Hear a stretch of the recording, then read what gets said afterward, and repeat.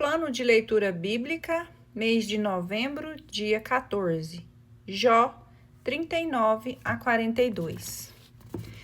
Jó capítulo 39. Sabes o tempo em que as cabras monteses dão cria nos rochedos? Observastes o parto das corças? Contastes os meses de sua gravidez? E sabes o tempo de seu parto? Elas se agacham, dão cria e se livram de suas dores. Seus filhotes tornam-se fortes e crescem nos campos. Apartam-se delas e não voltam mais a elas. Quem pôs o jumento selvagem em liberdade? E quem rompeu os laços do asno veloz? Dê-lhe o deserto por morada e uma planície salgada, como um lugar de habitação. Ele se ri do tumulto, da cidade que não escuta os gritos do tropeiro. Explora as montanhas de sua pastagem e nela anda buscando tudo o que é verde. Quererá servir-te o boi selvagem ou passará a noite em teu estábulo? Podes prendê-lo com uma corda em seu pescoço? Ou fenderás ele atrás de ti os teus sulcos? Fiarás nele porque sua força é grande e lhe deixarás a seu cuidado o seu trabalho? Confiarás nele para que te traga para a casa o que semeastes e que te encha a tua eira? O avestruz bate as asas alegremente, não tem asas nem penas de bondade. Abandona seus ovos na terra e os deixa aquecer no solo. Esquecendo-se de um pé, poderá esmagá-los, os que os animais selvagens poderão pisá-los. É cruel com seus filhotes, como se não fossem seus, e não se incomoda de ter sofrido em vão, pois Deus lhe negou a sabedoria e não lhe concedeu inteligência. Mas, quando alça voo, ri-se do cavalo e do cavaleiro.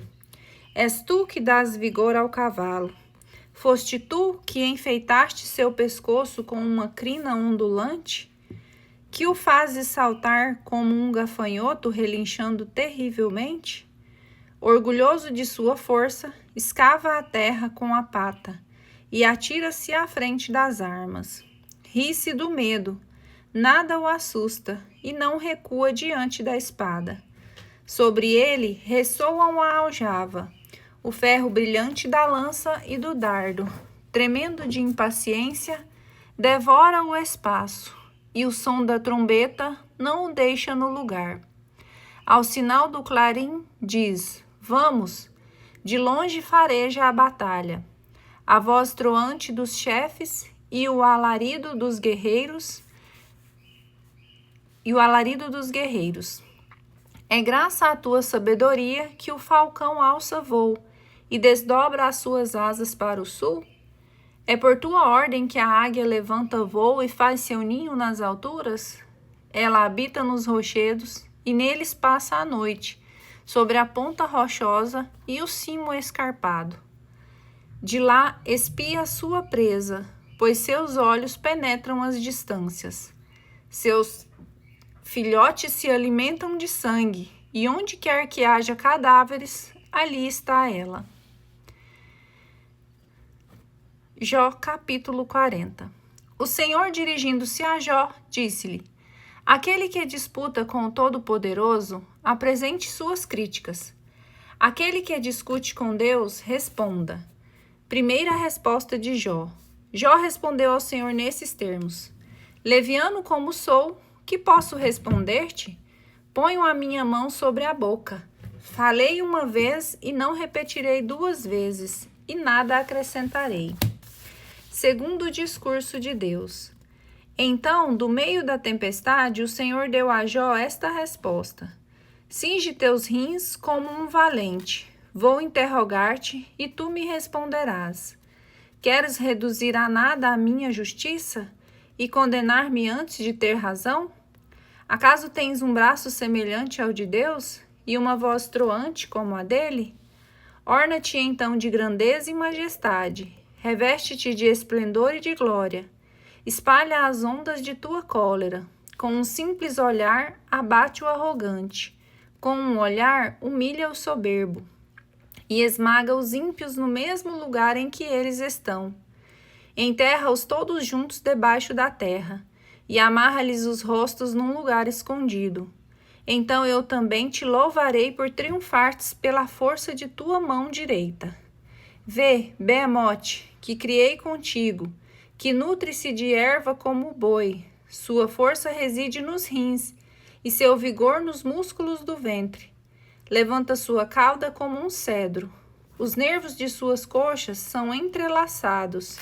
Seus ossos são como tubos de bronze, e sua carcaça como barras de ferro. É obra-prima de Deus, foi criado como soberano de seus companheiros. As montanhas fornecem-lhe a pastagem, e todos os animais do campo divertem-se em volta dele. Deita-se sobre o lótus, no esconderijo dos caniços e dos brejos. Os lotos cobrem-nos com sua sombra, e os salgueiros da margem o cercam. Quando o rio transborda, ele não se assusta. Mesmo que o Jordão levantasse até a sua boca, ele ficaria tranquilo. Quem o seguraria pela frente e lhe furaria as ventas para nela passar cordas? Poderás tu fisgar Leviatã com um anzol e amarrar-lhe a língua com uma corda? Serás capaz de passar-lhe um junco em suas ventas e de furar-lhe a mandíbula com um gancho? Ele te fará muitas súplicas e te dirigirá palavras ternas. Concluirá ele uma aliança contigo, a fim de que faças dele sempre teu escravo? Brincarás com ele como se fosse um pássaro. Ou o prenderás com a coleira para divertir teus filhos? Será ele vendido por uma sociedade de pescadores e dividido entre os negociantes? Poderás crivar-lhe a pele com dardos ou a cabeça com arpões de pesca? Tanta pôr a mão sobre ele, sempre te lembrarás disso e não recomeçarás. Tua esperança será lograda. Bastaria a sua vista para te arrasar. Jó, capítulo 41. Ninguém é bastante ousado para provocá-lo. Quem lhe restituiria face a face? Quem pôde afrontá-lo e sair com vida? Quem, debaixo de toda a extensão do céu? Não quero calar a glória dos seus membros, e falarei de seu vigor incomparável. Quem levantou a dianteira de sua couraça? Quem penetrou na dupla linha de sua dentadura? Quem lhe abriu os dois batentes da goela? Em torno dos seus dentes, só terror. Sua costa é um aglomerado de escudos, cujas juntas são estreitamente ligadas. Uma encaixa na outra, nem sequer o ar passa por entre elas. Uma adere tão bem à outra que são encaixadas, sem se poderem desunir. Seu espirro faz jorrar a luz a seus olhos, são como as pálpebras da aurora. De sua goela saem chamas e escapam centelhas ardentes. De suas ventas sai fumaça, como de uma panela, que ferve entre chamas. Seu hálito queima como brasa, e a chama jorra de sua goela. Em seu pescoço reside sua força, diante dele salta o espanto. As dobras de seus músculos são aderentes, esticadas sobre eles. Elas são inabaláveis. Firme o corpo como a pedra é seu coração. Firme como a mó fixa de um moinho. Quando se levanta, estremecem as ondas, e os vagalhões do mar se afastam. Se uma espada o atinge, ela não resiste, nem a lança, nem a flecha, nem o dardo. O ferro para ele é como palha, e o bronze como madeira podre. A flecha não o afugenta, as pedras de funda são palhinhas para ele. O martelo lhe parece um fiapo de palha, e ri-se do assobio da espada. Sob seu ventre há cacos pontiagudos, como uma grade de ferro que se arrasta sobre o lodo. Faz ferver o abismo como uma caldeira e transforma o mar num queimador de perfumes. Deixa atrás de si um sulco luminoso, como se o abismo tivesse cabeleira branca. Não há nada igual a ele na terra, pois o feito não pois foi feito para não ter medo de nada. Ele afronta tudo o que é elevado. Ele é o rei dos mais orgulhosos animais. Segunda resposta de Jó. Jó respondeu ao Senhor nesses termos: sei que podes tudo, e nada te é impossível. Quem é esse que obscurece assim a providência com discursos ininteligíveis? É por isso que falei sem compreendê-las. Maravilhas que me superam e que não conheço. Escuta-me, deixa-me falar. Vou interrogar-te e tu me responderás. Meus ouvidos ouviram falar de ti, mas agora meus próprios olhos te viram. É por isso que me retrato e me arrependo, no pó e na cinza. Epílogo.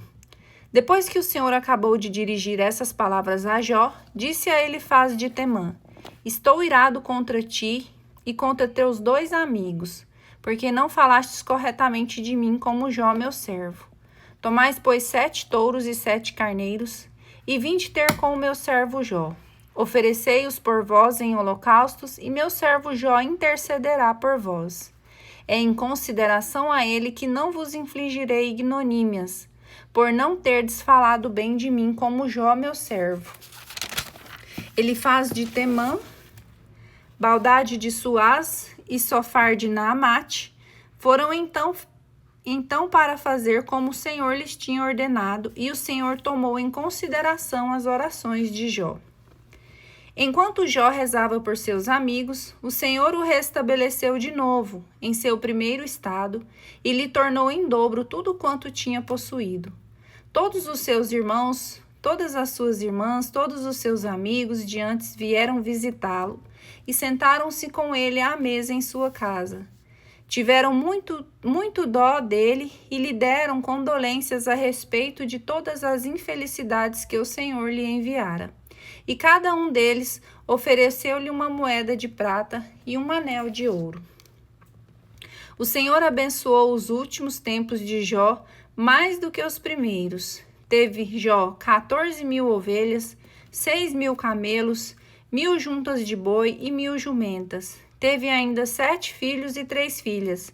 Chamou a primeira Pombinha, a segunda Cássia e a terceira Azeviche. Em todas aquelas terras não poderiam ser encontradas mulheres mais belas do que as filhas de Jó.